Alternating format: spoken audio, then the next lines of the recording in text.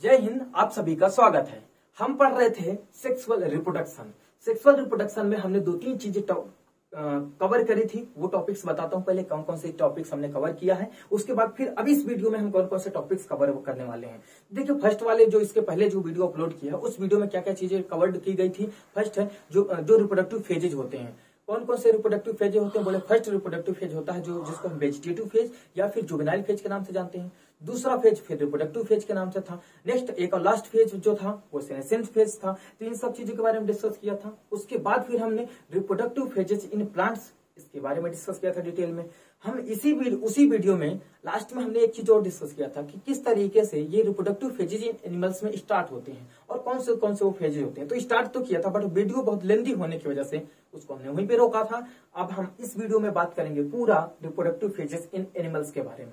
ठीक है, तो चलिए देखिए बात करते हैं। तो हम सबसे पहले जो मैं आपको पीछे छोड़ के आया था, अगर वहीं से फिर से एक बार चलते हैं। हम पहले बात करते हैं ओस्टर साइकिल और मेंस्ट्रुअल साइकिल क्या होती है, फिर यहाँ पे आकर के हम दोबारा से डिस्कस करते हैं। ठीक, कहाँ गया? हाँ, देखिए ये ओस्टर साइकिल है जो कहाँ पाई जाती है? नॉन प्राइमेट्स में पाई जाती है और इधर की तरफ मेंस्ट्रुअल साइकिल है। जब हम ओस्टर साइकिल की बात करते हैं तो नॉन प्राइमेट्स में पाई जाती है। जैसे कौन कौन से एग्जाम्पल हो गए? जैसे काऊ हो गया, है ना, काऊ हो गया, डियर हो गया, टाइगर हो गया, कैट हो गया। इससे ढेर इसके एग्जाम्पल हैं। ठीक है, डियर हो गया, तो ढेर सारे एग्जाम्पल है जो नॉन प्राइमेट्स होते हैं। प्राइमेट्स की बात करें अगर हम, तो यहाँ पे क्या हो गया? जैसे फर्स्ट है मंकी हो गया, है ना, मंकी हो गया। नेक्स्ट एप्स हो गए। ठीक है, नेक्स्ट एक और है मंकी के बाद फिर क्या है? ह्यूमन बीइंग हो गया, ये इसके एग्जाम्पल हो गए। अब इसमें क्या होता है ओस्टर साइकिल में? ओस्टर साइकिल बोले तो ये कंसिस्ट ऑफ टू फेजेस। इसकी जो साइकिल में दो फेजेज होते हैं। फर्स्ट फेज जो होता है उस फेज का नाम होता है ओस्टस फेज, जिसको हीट फेज के नाम से भी जानते हैं। किस नाम से जानते हैं? या तो हम ओस्टस के नाम से जानते हैं, ठीक है, ओस्टस,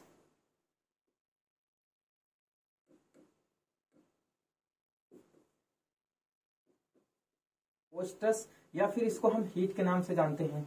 ठीक है, हीट फेज के नाम से जानते हैं। तो ओस्टस फेज हो गया या फिर हीट फेज हो गया। वहीं पे अगर इसके हम बात करें तो इसमें तीन फेजेज होते हैं। मेंस्ट्रुअल साइकिल में कितने फेज होते हैं? तीन फेज होते हैं। फर्स्ट फेज जो होता है उसको मेंस्ट्रुअल फेज बोलते हैं।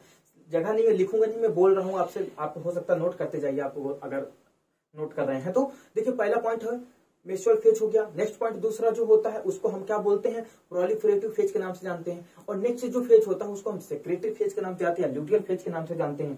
ठीक है, अब यहाँ पे फिर से एक पॉइंट आता है कि ये कहाँ पे काऊ और डियर वगैरह पाए जाते हैं। ठीक है, तो एक पॉइंट ये है कि ये जो होते हैं एनिमल्स होते हैं ये केवल उसी समय कॉपुलेशन अलाउ करते हैं, कॉपुलेशन या सेक्सुअल एक्टिविटी अलाउ करते हैं जब ये ओस्टर साइकिल में होते हैं। ठीक है, जबकि ये जो एनिमल्स होते हैं ये जब मेंस्ट्रुअल साइकिल में होते हैं तो कभी भी सेक्सुअल एक्टिविटी या फिर क्वाइटस को अलाउ नहीं करते हैं। दोनों के बीच में डिफरेंस हो गया। ठीक है, एक पॉइंट और है, अगर हम काऊ की बात करें तो काऊ में कितना होता है ओस्टर साइकिल? बोले 12 से लेकर के 24 आवर्स तक का काऊ में ओस्टर साइकिल पाया जाता है। ठीक है, एक पॉइंट इधर की अगर हम बात करें, एक पॉइंट और डिस्कस करते हैं। देखिए, तो इसमें जो तीन अलग अलग फेजेस होती हैं, तो इसमें जो फर्स्ट फेज होती है जो मेंस्ट्रुअल फेज होता है उसमें क्या होता है? जो एंडोमेट्रियम वाल होती है वो टूट करके ब्लड क्लॉट्स के रूप में बाहर आ जाती है। जबकि यहाँ पे देखा जाए तो एंडोमेट्रियम जो वाल होती है वो ब्रेक डाउन तो होती है बट ब्रेक डाउन होने के बाद अंदर ही रीएब्जॉर्ब हो जाती है। तो यहाँ पे ब्लीडिंग नहीं होती है और इसमें क्या होती है? ब्लीडिंग पाई जाती है। तो ये दोनों के बीच में मुख्य कुछ क्या हो गए? डिफरेंसेस हो गए। इस प्रकार से हम पढ़ेंगे कि ओस्टर साइकिल और मेंस्ट्रुअल साइकिल के बीच में डिफरेंसेस क्या होते हैं। ठीक है, चलिए आगे बात करते हैं। अब हम कौन कौन से फेजेस होते हैं। फर्स्ट पॉइंट है the female of placenta animals exhibit cyclic changes in activities of ovaries. कहाँ पे साइक्लिक चेंजेस देखने को मिलता है? बोले ओरी के अंदर देखने को मिलेगा, यूट्रस में देखने को मिलेगा और जो जितने भी एक्सेसरी डक्ट्स होती हैं उनमें देखने को मिलेगा। साथ में hormones during the reproductive phase, जो रिप्रोडक्टिव ग्लैंड्स होती हैं उनमें हार्मोनल चेंजेस भी देखने को मिलते हैं क्योंकि वो हार्मोन का सेक्रेशन कभी कम करती हैं कभी ज्यादा करती हैं। ये सब चीजें रिप्रोडक्टिव फेजेस के दौरान देखने को मिलता है। कहाँ पे? फीमेल्स की, एनिमल्स की फीमेल्स में या फिर मेल्स में, दोनों में थोड़ा थोड़ा देखने को मिलता है। ठीक है, खासतौर पे हम फीमेल्स की बात करते हैं क्योंकि फीमेल में सब चीजें होती हैं। ठीक है, मेल में भी होता है, ऐसा नहीं कि मेल में नहीं होता, बट मेल का हम यहाँ पे मेंशन नहीं करते हैं। ठीक है, क्योंकि हम साइक्लिक चेंजेस पढ़ने वाले हैं, आगे बात करेंगे। देखिए दो चीजें होती है, हमने पढ़ा था ओस्टर साइकिल क्या होती है, अभी हम पढ़े। ठीक है, उसके बाद फिर मेंस्ट्रुअल साइकिल क्या होती है, तो हम बात करते हैं पहले मेंस्ट्रुअल साइकिल की, फिर उसके बारे में बात करेंगे हम ओस्टर साइकिल। तो मेंस्ट्रुअल साइकिल क्या होती है? It occurs in monkey, apps and human being कहाँ पे होती है? प्राइमेट्स में पाई जाती है। ये तीन को तीनों एग्जांपल किसके हैं? प्राइमेट्स के हैं। ठीक है, नेक्स्ट पॉइंट है, ये तीन अलग अलग फेजेस से बनी होती है, 3 फेजेस से बनी होती है। ठीक है, मेंस्ट्रुअल फेजेस होता है, प्रोलिफरेटिव फेज होता है और फिर उसके बाद क्या होता है? सेक्रेटरी फेज होता है। आप इसका स्क्रीनशॉट ले लीजिएगा। ठीक है, और आगे बात करते हैं। तो देखो, जो जब हम बात करते हैं इस पूरी साइकिल की, तो पूरी साइकिल लगभग 28 से लेकर के ह्यूमन बीइंग की अगर बात करें तो 29 डेज की होती है। और इस साइकिल के लास्ट वाले जो 5 डेज होते हैं, उस फेज के दौरान क्या होता है? ब्लड फ्लो करता है, मतलब इसमें ब्लीडिंग होती है। उस फेज को, जिसमें ब्लीडिंग होती है, उस फेज को मेंस्ट्रुअल साइकिल के नाम से या मेंस्ट्रुअल फेज के नाम से जानते हैं। ठीक है, few days and the broken endometrium is passes out during the menstruation. इसमें जो अंदर का, जो यूट्रस के अंदर जो एंडोमेट्रियम बनती है, वो एंडोमेट्रियम ब्लड क्लॉट्स के रूप में टूट टूट के धीरे से बाहर निकल जाती है 4 से 5 दिन में। ठीक है, तो इस प्रकार की मेंस्ट्रुअल साइकिल कहलाती है वो। अब यहाँ पे मेन पॉइंट ये है कि यहाँ पे जो मेंस्ट्रुअल साइकिल वाली जो प्राइमेट्स होते हैं, एनिमल्स होते हैं, ये कभी भी मेंस्ट्रुअल साइकिल के दौरान जो कॉपुलेशन होता है उसको अलाउ नहीं करते हैं। Do not permits copulation during the menstrual cycle. ठीक है, वहीं पे अगर हम इसके जस्ट अपोजिट में जाते हैं, कहाँ पे? ओस्ट्रस साइकिल में, तो ओस्ट्रस साइकिल में इसका सब कुछ अपोजिट मिलेगा। ठीक है, ओस्ट्रस साइकिल की जो फीमेल्स होती हैं वो only permits copulation during the oestrus period. Oestrus cycle के दौरान ही ये क्या करती हैं? जो कॉपुलेशन होता है या सेक्सुअल एक्टिविटी होती है उसको परमिट करते हैं।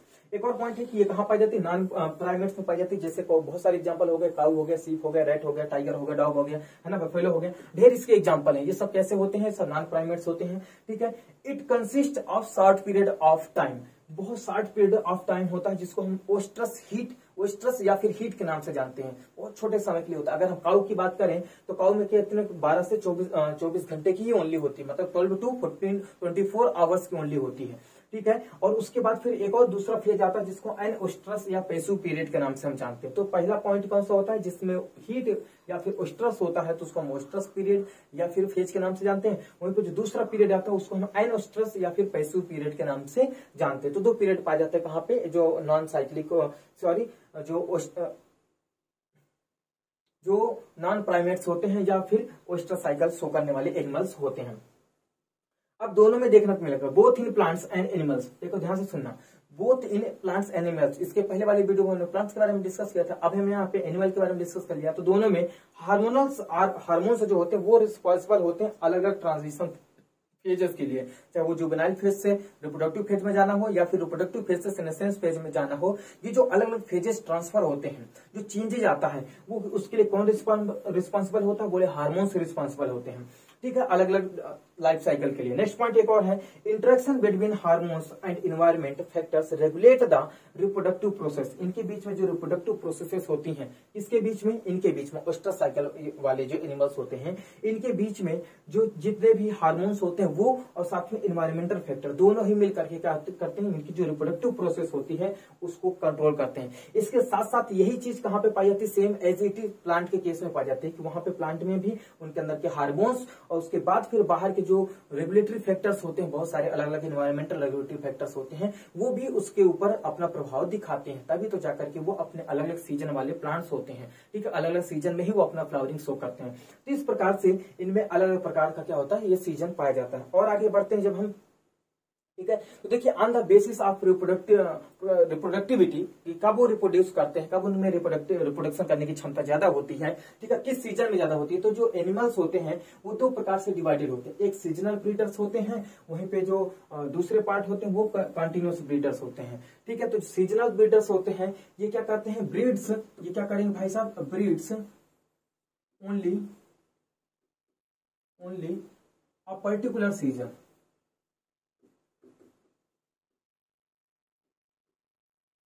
ये एक पर्टिकुलर सीजन में ही ब्रीड करते हैं। ठीक है, जबकि ऐसा इनमें नहीं होता है। ठीक है, ये कैसे होते हैं?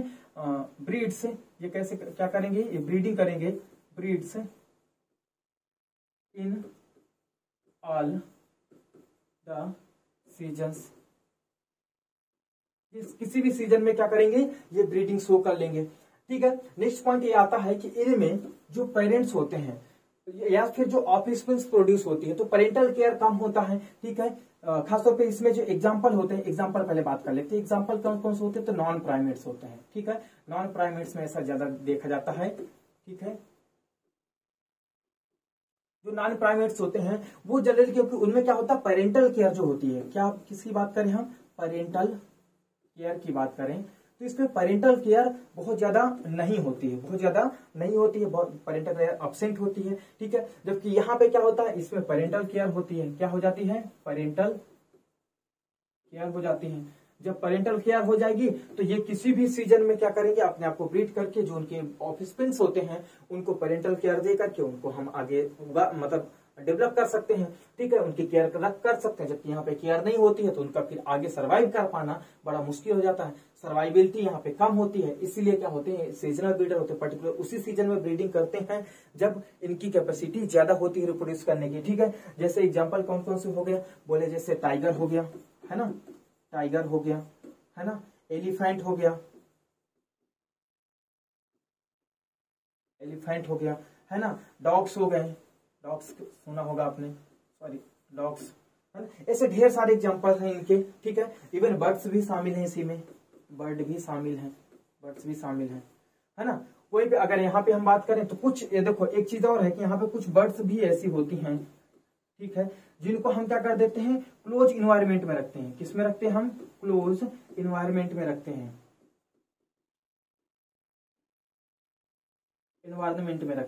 ठीक है, मतलब क्लोज हैबिटेट में रखते हैं जिसमें हम अपना से बना के रखते हैं। तो वहां पे उनको किसी प्रकार का डर नहीं होता है, सर्वाइबिलिटी ज्यादा बढ़ जाती है। तो ये भी क्या करते हैं, कंटिन्यूअस ब्रीडर की तरह भी हेल्प करने लगते हैं कई बार, ठीक है। हालांकि जल्दी ऐसा कंटिन्यूअस बिहेवियर नहीं शो करते हैं। मैक्सिमम जो बर्ड्स होती हैं वो कैसी होती हैं, सीजनल ब्रीडर्स होती हैं, एक सीजन में ही वो अपनी ब्रीडिंग शो करती हैं। तो ये इनके बीच में कुछ डिफरेंस हो गया। इस तरीके से हम बोलते हैं कि हाँ, जो यहाँ की एग्जाम्पल क्या हो गए, पूरे प्राइमेट्स हो गए, है ना। जितने भी एग्जाम्पल क्या होते हैं, प्राइमेट्स जो होते हैं वो क्या करते हैं, इस तरीके से कंटिन्यूअस ब्रीडिंग शो करते हैं। जबकि यहाँ पे जो सीजनल ब्रीडिंग होती है उसमें पेरेंटल केयर कम होती है। इसलिए यहाँ पे जो एग्जाम्पल है वो कैसे नॉन प्राइमेट्स वाले पूरे एग्जाम्पल है, जैसे एलिफेंट हो गया, टाइगर हो गया, है ना, और बर्ड्स हो गया।